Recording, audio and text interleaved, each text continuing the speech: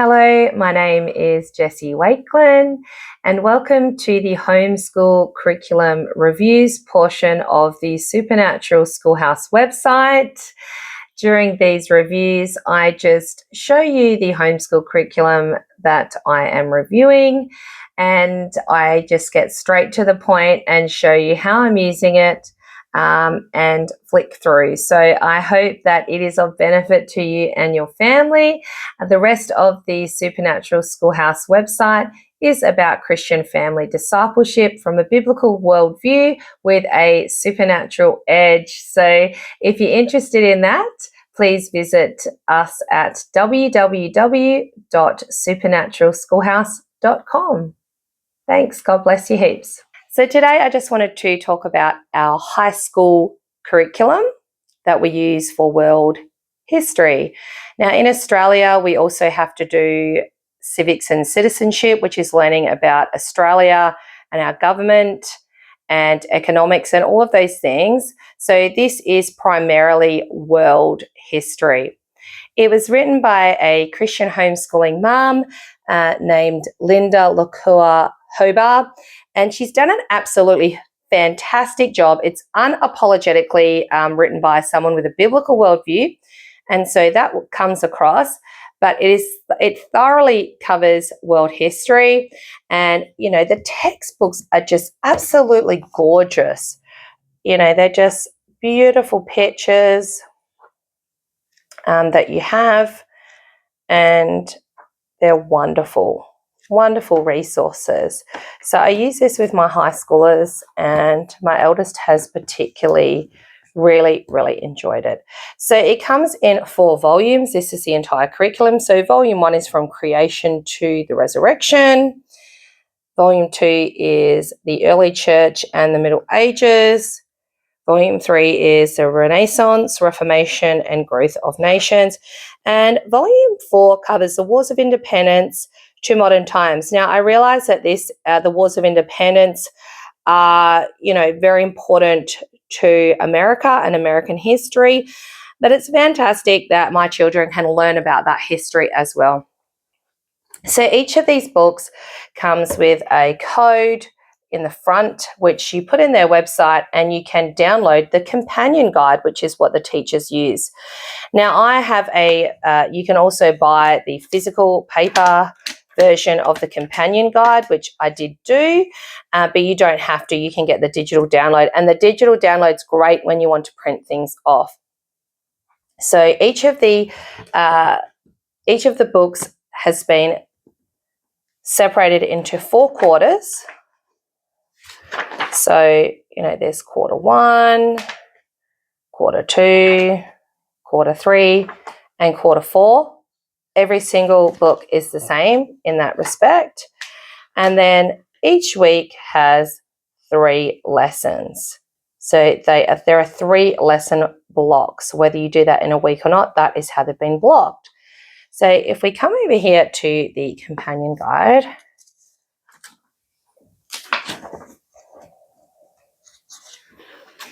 we show you. So it has a letter to the teacher, how to use it, scope and sequence.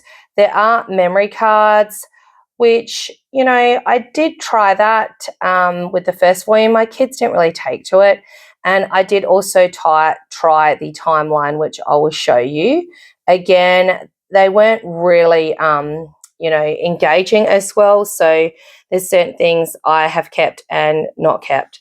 So what they have a pre-test you can do before you start the lessons, and then you can do a review after you've done the lessons of what you've learnt. And there's different exercises which have different activities that you can do and mapping. So it just depends on how much you want to do. Let's just have a quick look at the timeline part. So here is the timeline. So you can put it on a wall. You can use this sewing board to put it on. They can either make the little people themselves, which there's a template in here, or you can actually buy a resource through their website, which is what I did, which is a collection of historical timeline figures. And these figures and dates line up with the curriculum nicely. I think it's digital now. This is a CD.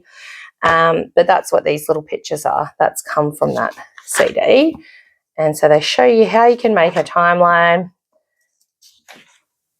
And there are the timeline figures. So what I did initially is, so they're different sizes. I got this book, this A3 size, and drew the timeline like this and had them, as they were doing the lessons, gluing them in. But as I said, they kind of lost interest in the end. I'd probably consider printing the smaller ones and putting this in their files if I was going to do this again. That's probably what I would do for my older children. So that is the timeline portion that you have. And then you'll see there's a pre-test, and then it goes through in each lesson. You have activities you can do with different age groups. I'll see if I can find one. This is a what did you miss after they've learnt it. So here's one here where you've got the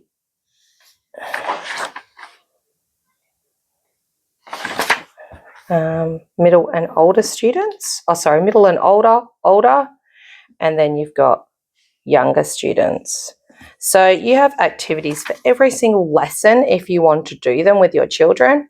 I personally don't have as much time as I would like to do that. I think I did a couple when I was trying to group my older two children together, but the age gap and learning range was just, one child wanted to power ahead and one child was struggling with that pace. And so for family peace, I have them doing it individually. So that is the companion guide. I'll show you how I set their files up.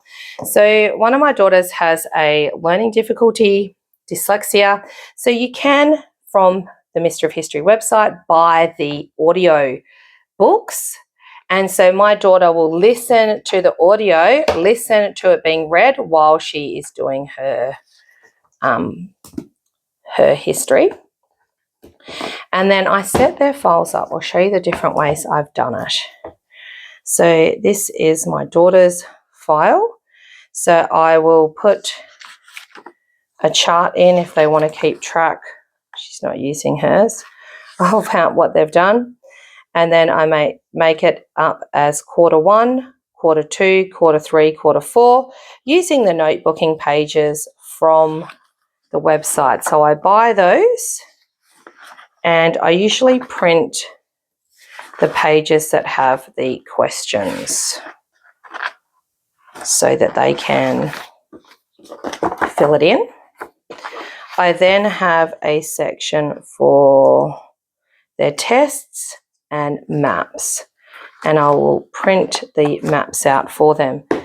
You can either print the maps out from the companion guide, or there's also another resource you can get from their website called Wonder Maps, which I like. It's got all the details of the maps in it, and it prints them out.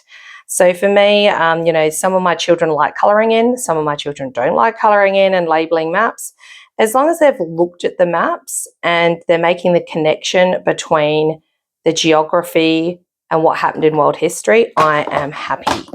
So if I look at my sons, so initially I was putting the pre-tests and the tests separately to the notebooking pages, but then I started to put it within the lessons. So I think this might be one that was separate. So the notebooking pages just have different questions, and my son likes those prompts. I don't think it's this one. Sorry, I think it might have been the red one. Gosh, that book's had a bit of use. I think it was this one. So if I look at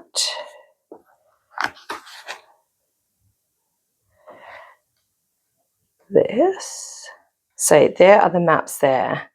So I printed the map and he just had to label it. So I will do their 3 lessons. I'll put their pre-test and their review where the lessons are in their notebooking pages and print the map for them to do and print the exercise off.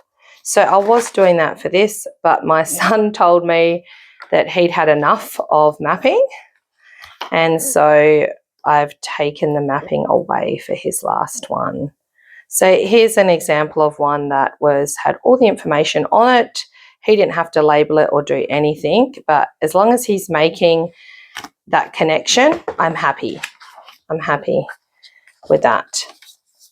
So he is about to start the fourth one, and it does have less mapping, but it's still got the quizzes in there. And I do still have the big semester test. So there are 2 big tests in there when they have finished 2 quarters. So yes, he's about to start this one. So this is all nice and neat. So quarter 1, quarter 2, quarter 3, quarter 4, his semester tests and his pre-test and his reviews are in amongst the pages. That is how I have set it up. It has been a wonderful curriculum.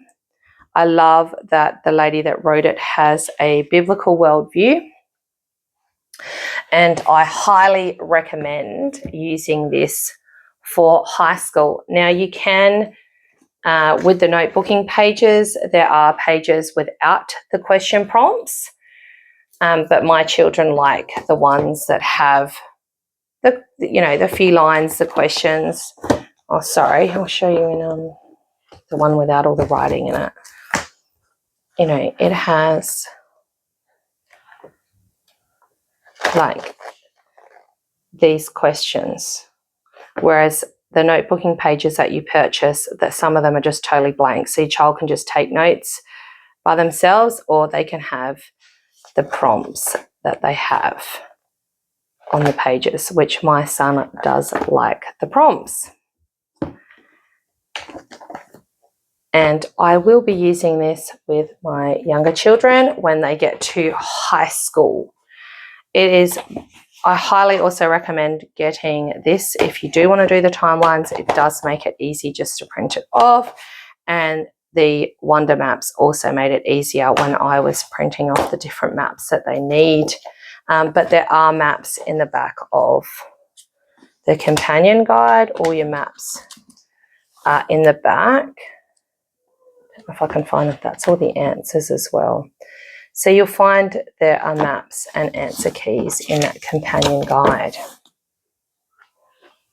So I really hope that this review has been helpful for you if you are considering the Mystery of History curriculum for your homeschool. God bless you heaps. Thanks, bye.